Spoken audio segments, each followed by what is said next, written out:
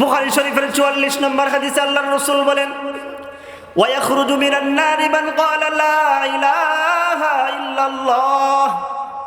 দুনিয়ার জমিনে একবার যে বলছে লা ইলাহা ইল্লাল্লাহ ওয়া ফি কলবিহি ওয়াজনু শাঈরাতিন মিন খায়র, যার অন্তরের মধ্যে একটা জবের দানা পরিমাণ নেকি আছে, আল্লাহ রাব্বুল আলামিন ফেরেশতাদেরকে বলবেন, হে ফেরেশতারা যাও যাও জাহান্নামের ভিতরে যাও।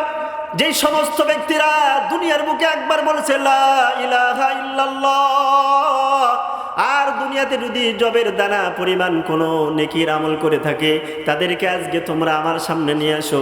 ফেরেশতারা জাহান্নামের ভিতরে চলে যাবে, তাদেরকে টেনে হেঁচড়ে আল্লাহর সামনে দাঁড় করাইবে। এরপরে আল্লাহ রাব্বুল আলামিন তাদেরকে জান্নাত দান করবে।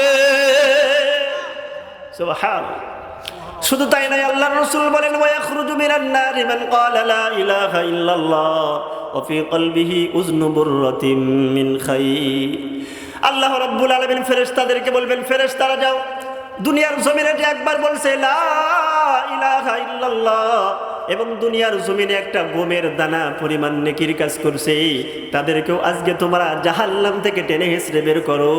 আমি আল্লাহ রাব্বুল আলামিন এদেরকে জান্নাত দান করব।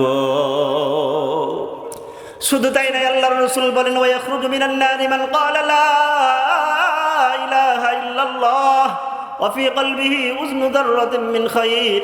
আল্লাহর রাসূল বলেন, যে ব্যক্তি দুনিয়াতে একবার বলছে লা ইলাহা ইল্লাল্লাহ এবং তার অন্তরের মধ্যে দুনিয়ার জীবনে যাররা পরিমাণ যদি নেকির কাজ করে, যাররা পরিমাণ যদি কোনো ভালো কাজ করে, আল্লাহ রাব্বুল আলামিন এই সমস্ত মানুষদেরকেও জাহান্নাম থেকে টেনে হেঁচড়ে বার করে এদেরকে জান্নাত দান করবে।